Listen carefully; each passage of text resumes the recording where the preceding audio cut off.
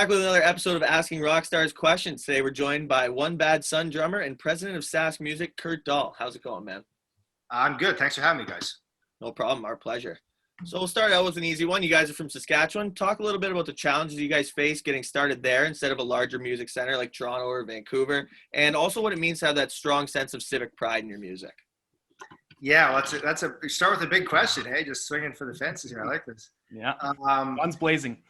Yeah. Well, and it's something we talked a lot about as a band, like especially when we first started to sort of get to make it, and get recognized across the country.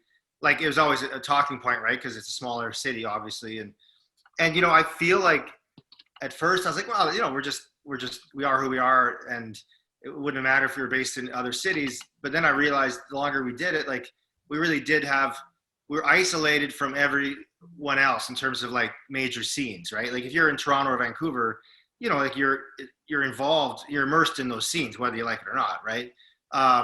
In Saskatchewan, it's a small city. We're landlocked, right? Like the closest major city, like whatever, Calgary, Edmonton, or Vancouver, like those are hours away. So you sort of end up, at least for OBS, we're in a bubble in a way, and that's how we developed our own sound, I think. And even within the Saskatoon scene, like there was sort of like this blues rock scene happening here, which we weren't part of. We just sort of were always in our own bubble and just did our own thing. We rented a house that we called, the OBS house. And it was like this decrepit old house that was like, should have been condemned like a decade before, but it was like, it wasn't for whatever reason. So we rented it for dirt cheap and all lived there and like lived and breathed our music, right? And just wrote songs and jammed like every day for hours a day. And that's how we eventually became decent songwriters. Like in the early days, we weren't that good at songwriting, but we just like lived in this bubble of rock and roll. And you do that long enough, like you do anything long enough, and eventually something's gonna break through, and that's how we got the first record that blew up 8 years after we had started, Yeah, we talked to Alan Cross last night, and he told us essentially if you're a part of the Toronto music scene, then you've got all of Eastern Canada, and if you're a part of Vancouver, the bands over there typically travel up and down the coast instead of left to right. And so, yeah, I guess you guys are sort of like in the middle. There's a bit of a gap there between the two scenes. Yeah, but in a weird way, sometimes it helped us, the drive from Saskatoon to like Thunder Bay, like that's, no one likes that, it's like, that determines if you're a real band or not, like driving from across the country to Thunder Bay and then beyond, obviously to Toronto. But like, at least if we had to do a Western Canada tour, we could go from Saskatoon and do that pretty easily. And then I guess getting out east was tough, right? But later on, we started doing stuff in the US. So from Saskatoon, you can sort of rip down into US a bit easier, yeah. But right. Yeah, it's like we were never part of a scene really, even in Saskatoon. And I think in the end, that sort of helped us create our own sound, All right, so next question here. I've got a Facebook friend by the name of Tony Borghese, and I don't know anything about him other than the fact that he is the biggest One Bad Son fan I've ever seen, bar none. He's actually the reason I got into your music. He would make these lists of his favorite bands, and OBS just consistently at the top of the power rankings. So I figured, damn, I should check these guys out, and here we are. So I was just wondering if you wanted to give Big T a shout-out for doing his part to spread the word. Yeah, Big T is such a legend and such a good guy, and that's crazy. Like I love hearing these stories. Like that's how you discover this, right? Because it's just so random, right? Big T is always at every one of our shows when we come out east, and just a diehard fan. And I know he's probably turned a few people on to OBS. So this one's for you, Big T. Thanks, man. Appreciate it. Make sure we tag him in this so he sees. Oh, I will. 100%. 100%. All right, so switching gears to the business side of things, you obtained your Juris Doctorate in Bachelor of Commerce in 2009 and then joined the board of directors of Sask Music in 2015. What made you want to get into law in the first place, and what are some ways it's helped you in your musical endeavors as well? Yeah, so I would say, a lot of people, like when I went to law school, like a lot of my classmates were like sons and daughters of lawyers, and it's like, or like third generation lawyers, and they knew from like age 5 they wanted to be a lawyer. I mean, that was not me. I always wanted to be a rock star, and that has never really changed. I mean, music has always been like the biggest thing in my life. And so, but I also like in my 20s and I guess teens, like I don't know about you guys, but I just read so many rock and roll biographies. You know, I couldn't get enough. Like I just wanted to read about my idols and their careers and their lives. And a lot of them, you know, were dead by the time I read these bios. But, you know, and the common thread in all these bios was like all my idols got ripped off by someone in a suit. You know, like it's such a cliche, right? Like you sign a bad contract and you get ripped off by the label or by your manager or by whatever. So I thought if I could become a lawyer, an entertainment lawyer, I could help out not only my fellow musicians but also me and my band, right? So it wasn't just all, you know, altruistic. Like, I mean, it was also some selfish motivation just to protect my own band, but also that I would have had this image in my head of like becoming this lawyer for musicians, you know, and that first hit me when I was like in my early 20s, you know, and I mean, it's kind of crazy looking back now because I'm doing that. Like I am that now, right? And it's kind of cool when like the vision you have actually becomes a reality, you know. So yeah, I basically out of high school, went to university, did a commerce degree, thought like, well, this is not like, I didn't want to be a businessman. Like it just wasn't my thing.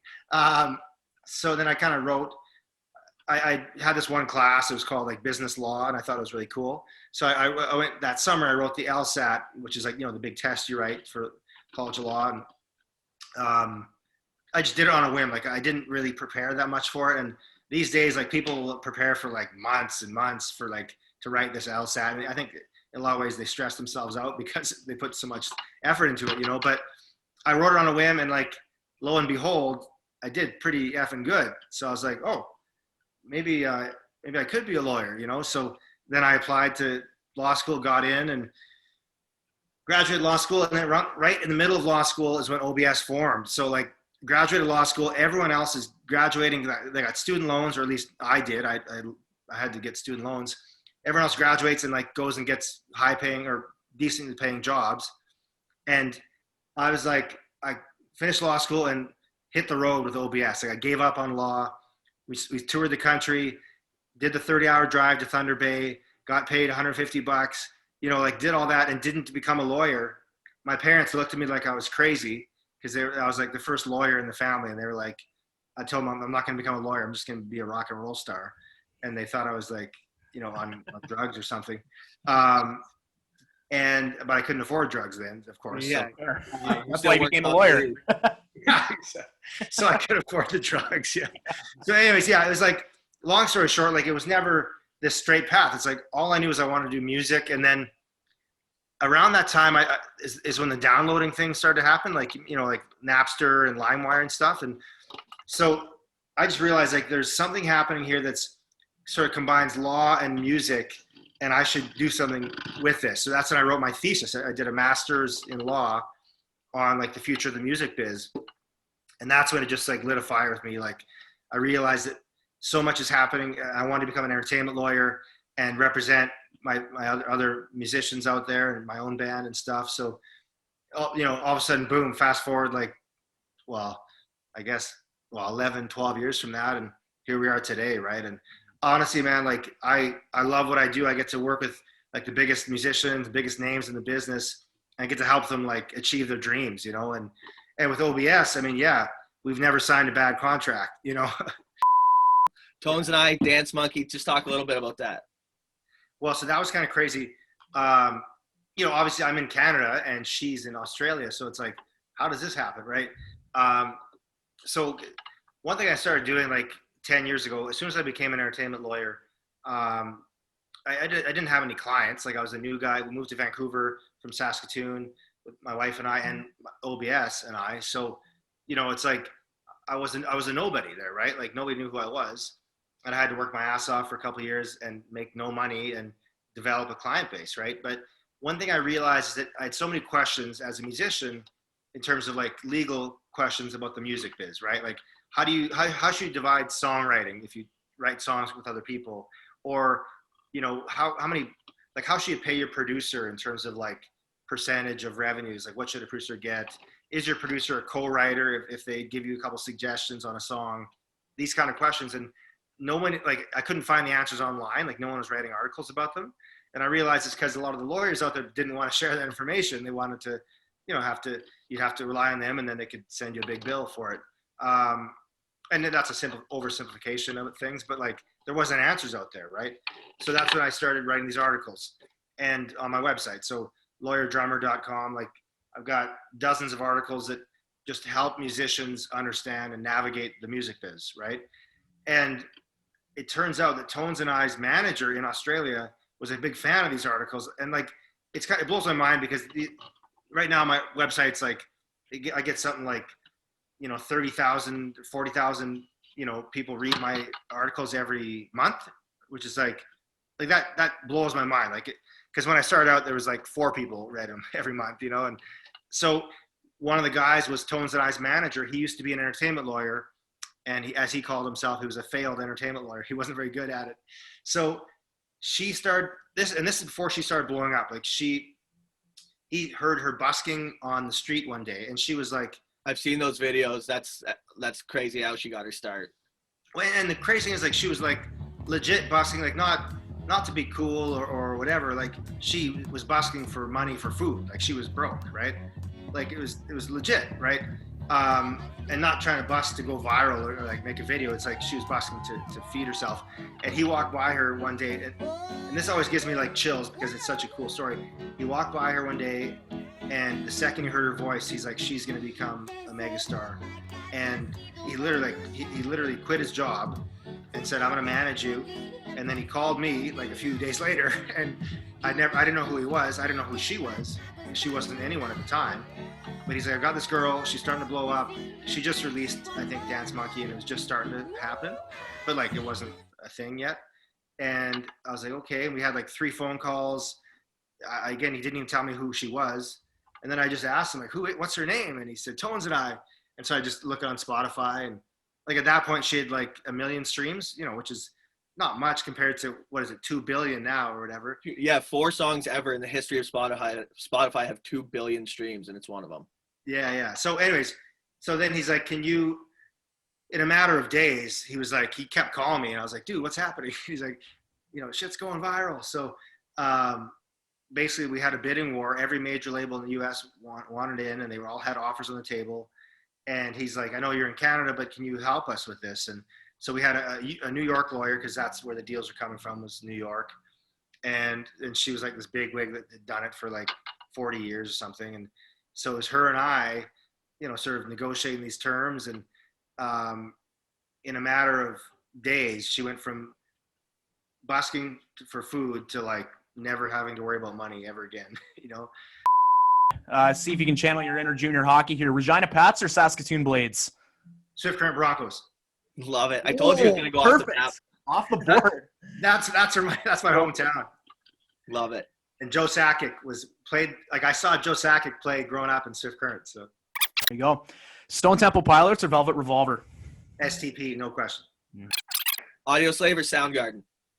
Love both, but Soundgarden, like that band changed my life. Keith Moon or John Bonham?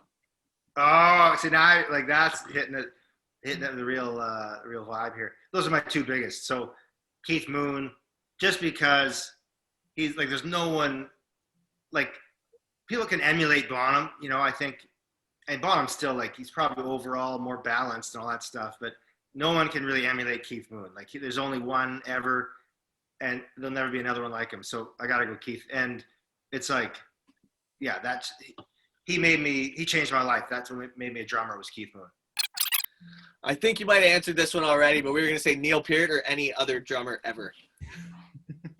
Yeah, well, I've become a late convert to Neil Peart, and like, because a lot of buddies, and shout out to the Crownlands guys. They sort of, when we toured with them, they sort of rekindled my interest in Rush, So I mean, like, I got to go, like, Keith Moon's number 1 and Bonham probably 2, but like Neil's up there, and not only as a drummer, but like just showing that you can be a drummer and like be like an intellectual. And I use that term, it's kind of got, well, not a negative connotation, but like he's a guy that actually was like a good person who was intelligent, not just like, again, to go back to the Tommy Lee thing, and not to beat up on Tommy Lee too much, but like, the cliche of most drummers just being drunks, that are just like basically horrible people. Like that's kind of a rock and roll cliche, right? To some extent, right? And Neil just showed you could be like a good human and have a head on your shoulders kind of thing, right? So I like that. He is a student of the drums for sure. I just want to give a shout out to Kevin because on his episode with you guys, he suggested or highly recommended getting this book. 21 things you may not know about the Indian Act. And I mean, I right after I watched that episode, this is like 2 weeks ago or something, I ordered it online, and I would have gone to my local bookstore, but it's like, you know, with COVID, I want to get it quickly. So, and I'm about halfway through it. I recommend it. Like, it's required reading for anyone who cares about reconciliation and, you know, doing right in this country. Anyways, so I want to give Kevin a shout out. That was, you know, I feel like it's all about sharing the knowledge, and I highly recommend to any viewers out there, check out the book and just educate yourself on what one piece of legislation, how it's been so detrimental to an entire nation of people. All right, and the last one we have here. So the Saskatchewan music scene is obviously a little bit delicate right now after some pretty disturbing stories came to light over the past few weeks. You spoke about it already, so did we. But I just wanted to ask you, as a Saskatoonian, as a musician, as a representative of the law, and as a man, what needs to be done so it doesn't happen again? Yeah, well, it's a great question. I mean, I guess, and I think the sad reality is this is not just a Saskatoon thing. Like this is in every city, or it's around the world, right? I mean, in the music biz, there's been a long history of men, you know, taking advantage of women and just using their power and privilege. And like, let's be honest, like in a lot of the rock biographies we talked about earlier, I mean, that's the reality. That's the I guess the myth that is often perpetrated is like that men just get to be these rock stars and do really heinous things, right? And so I think that needs to change. It is changing, probably not as fast as it should, but like these discussions are happening. I think I can, you know, I know with SAS Music, which I'm, you know, the president of the board. I mean, we're taking these things very seriously and starting these conversations to create change, you know? So, I mean, I'm not an expert in this, but we are talking to the experts in this area in terms of like how to create safer spaces. How do you, as a venue, for example, ensure that women feel safe at a venue? You know, because a lot of these things happen a lot of times at venues, right? Rock bands play. It doesn't have to be rock bands. It could be anything, any kind of music playing. I mean, how do you create safe spaces? How do you make the artists held accountable, right? Because a lot of these things happen, as you know, your example. I mean, it's certain bands that things come to light, and you know, but it's not limited to bands, but it's all over the place. I mean, men feeling that they're entitled and can do whatever they want, and there's going to be no accountability. So, I mean, your question's a very big question, I guess I'd say, and I think we're just getting started in terms of having these discussions, but that's where it starts, is like really having discussions and having men like us, you know, hold other men accountable, right? And make sure that we individually are also doing everything we can to, you know, support women and give women the podium to make their voices be heard, right?